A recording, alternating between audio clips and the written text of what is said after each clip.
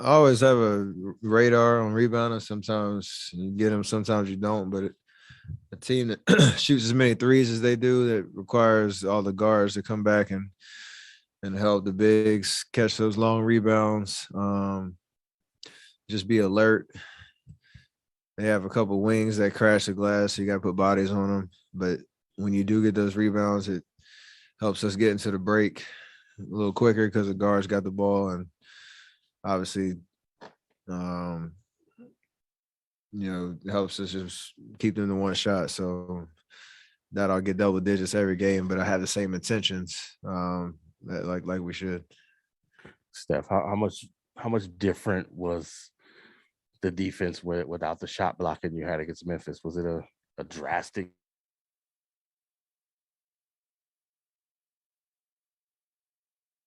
compared to Game 6 of the last? To know, like Powell and Maxi Kleber are different than Steven Adams and Jared Jackson, but they still are a challenge in terms of you don't want to get into a crowd and you don't want to get in positions where you don't have any outlets. And for the most part, we we had a couple possessions in the third quarter where we got in trouble, but for the most part, we were pretty decisive on what we wanted to attack. And once you get into the paint, you do have a couple more options, but you just got to be assertive and decisive on what you're trying to do.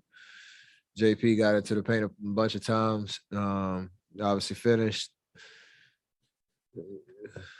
I think I had a couple in transition, but when we get in there, there are opportunities to shoot, but there's also opportunities to kick and create the good Warrior basketball ball movement that we're used to. So that's one game. We got to understand there'll probably be adjustments and respond accordingly.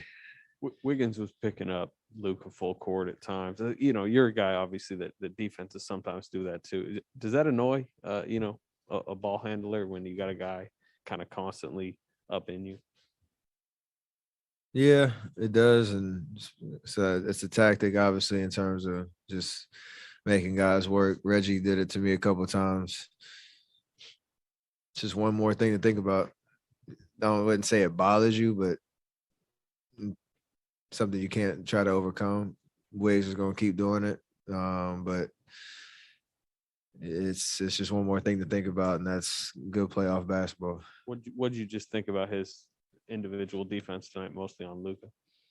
He took the challenge, and Luka's tough, man. Like he still finds a way to control possessions. You got to assume he'll shoot a little bit better, but Wiggs was relentless.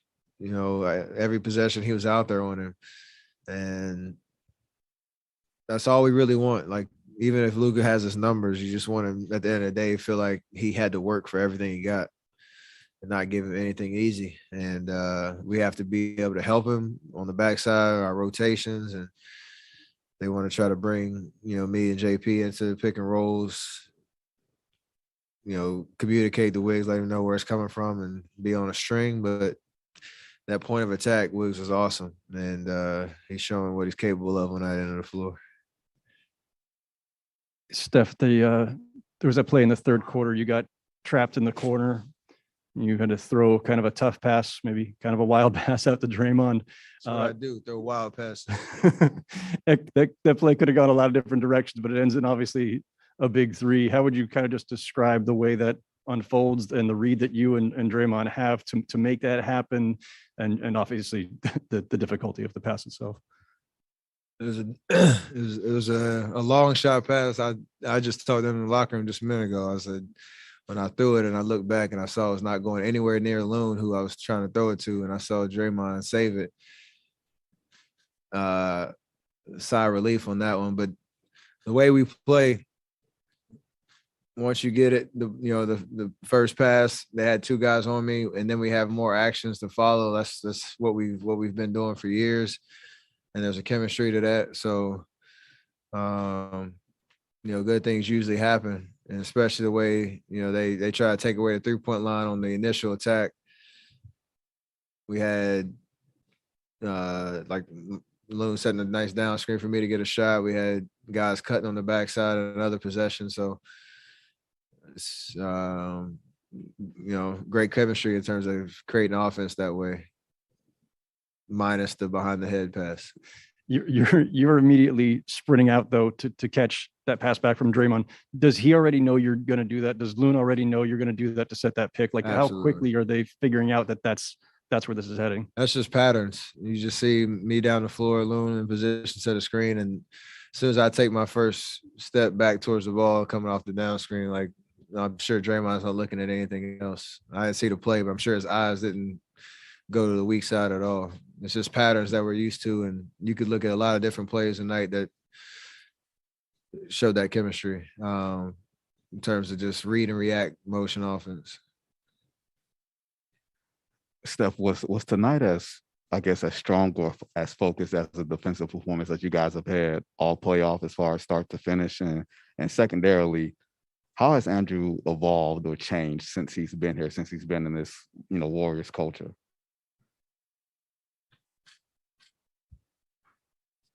I don't know how to compare the rest other games, other series, but obviously when you get to this stage, you do have to elevate your execution if you want to win, because the competition gets better, and Dallas is tough. So we did a good job with one game. We got to keep doing it over and over and over again. So however you grade the execution, we got to keep leveling up. And Wiggs is understanding the nuances of what winning basketball is and just how to key in on the little things in terms of consistent effort on defense, taking those one-on-one challenges, being aggressive on the offensive end, using his athletic ability to get to the rim if he needs to, confident shooting a three, being comfortable in our offense, to Howard's question. So there's like a lot of different things that he's understanding that this time, in terms of a playoff run, requires to win games, and the joy that comes with that. So it's not like he's out there scoring 30 every night. It's the other things that help you win and the joy that you get out of it. Steph, when you guys play in this building, do you kind of know in the back of your mind that offensive avalanche is coming eventually, whether it's the second, third, or fourth quarter? There's always that confidence. The Memphis series kind of shook us a little bit from time to time, where 3 quarters, 3.5 quarters, it didn't seem to be clicking.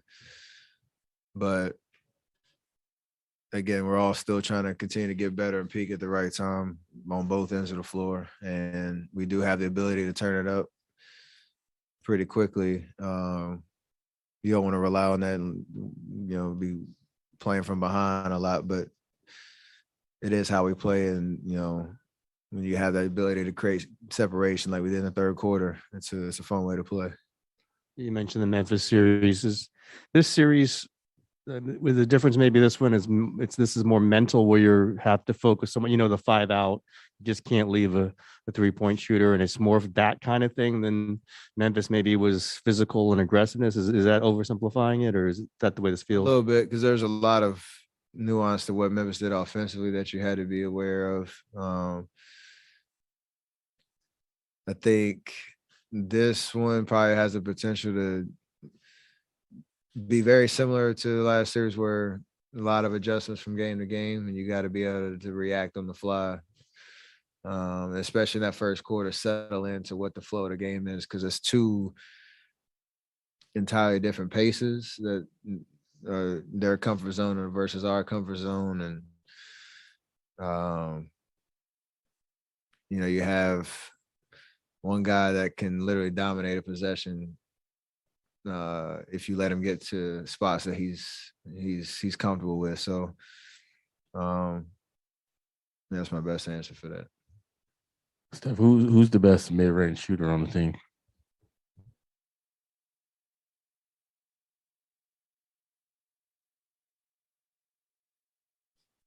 It's a good question. Probably Otto. Do free throws count as mid-range jumpers?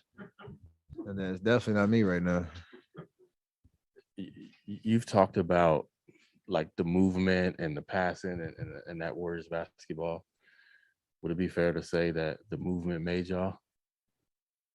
Hey, David's gonna be hype about that one. That's phenomenal.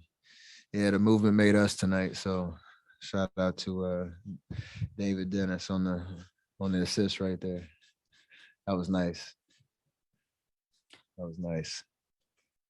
You Clay and Draymond have all made note that you haven't played in games with these kinds of stakes for about 3 years now.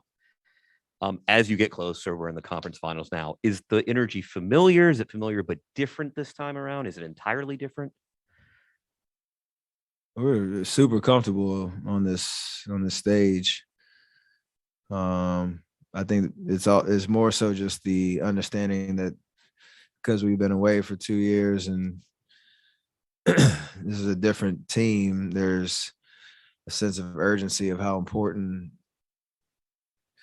This is even hard to say that because every time you go through this, it's important. But there's more gratitude of being back here, and there's more of a sense of urgency on not letting that opportunity kind of slip away. So who knows how it plays out, but I'm enjoying every bit of this. I know Clay is as well, Draymond is, because we haven't played meaningful games and at this time of year, in 2 years. So it's special, and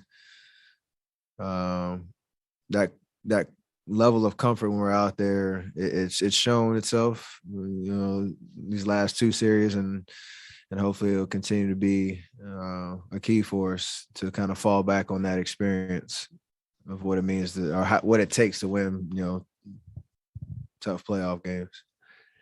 You guys strayed away from Looney for a while, tried a bunch of different starting lineups. It has now gotten back to Looney the last couple games. Do you feel like you've rediscovered a little bit kind of who you were during the regular season? He started 80 of the 82 games, and you guys kind of were a defense first unit. Yeah, the regular season's interesting because, like you said, we started off so well, and when Clay came back, things got shuffled around. I got hurt towards the end of the year, after Draymond was out for however long he was. He just had a lot of experimenting with starting lineups, and the last 12 games we were trying to find an offensive kind of jump start, and that was a tough decision to pull him out of the starting lineup for that 1 or 2 games, and then he got back in there. So it was necessary, I think, with where we were as a team and the revolving door of who was available. But it's also part of who we are in terms of things can change really quickly in terms of who's supposed to start, what matchups work in our favor. The ability to adapt from game to game, like we did in Game 6 in the last series, and it all falls back to the chemistry of, even you talk about spacing issues with Loon and Draymond and all that, we still find a way to kind of overcome that. So there's a lot of confidence in what Loon brings, and he's been playing. You got to give him credit. Obviously, he's been playing amazing and making his opportunity worth it. Steph, since you're reflecting a little bit, do you remember what you thought when Clay said it's championship or bust? That's in November. You guys are 15-2 at the time. He said that this year. I missed it. November. I was confused. I didn't hear it. November, a couple months before he came back, and you guys were 15-2 at that stage. So it's funny because him being away, I'm sure I expected him to say something like that just in anticipation of him coming back. But like I said, it's an exciting time to be back on the stage. We're not skipping ahead any part of this journey. We understand that we just won 1 game in the Western Conference Finals, and we got a lot of work left ahead of us to get back to the final. So we'd love to make him a profit this year. You mentioned your free throws and missing the 2 at the beginning.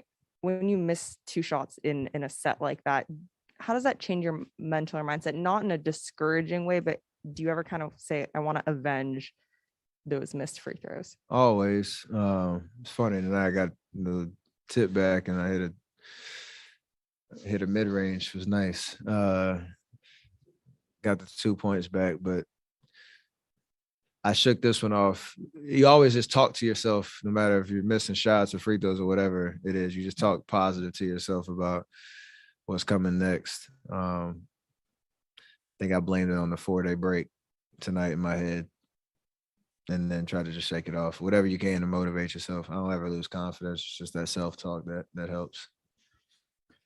Right, great. Let's just go to one on Zoom. Alexander, go ahead. Thank you. Steph, congratulations on the great victory. I can ask you for the next game, how to avoid getting surprised by Dallas. Same two teams, but what do you expect to happen the next game? And another question on for TV, Radio TV of Serbia, about Dejan Milojevic, a new assistant coach this season. Have had a chance to work with him, and what are your thoughts about him joining the team? He's been a huge help to us. Obviously, he's been working with Wise most of the year and trying to mold him into the player that he wants to be. He gives us a lot of good sets that he draws up, gives a coach from time to time. And he's just a hooper. I saw some clips of him playing overseas. He knows how to play. And he has just a good eye for the game. So he'll give you some gems during timeouts and stuff to kind of look out for. So it's been great to get to know him and his basketball mind. It's been awesome. And we're used to playoff adjustments and game, being prepared and not kind of getting too complacent from game to game because we know we haven't done anything yet. So, you enjoy and celebrate the win. You understand where we could get better tonight, and then you expect them to play better. So we have to elevate our competitiveness and focus to maintain control of the series. Do you feel the home Great, court thank you, sir. advantage? Appreciate that. So for tomorrow, I believe their media is at noon here.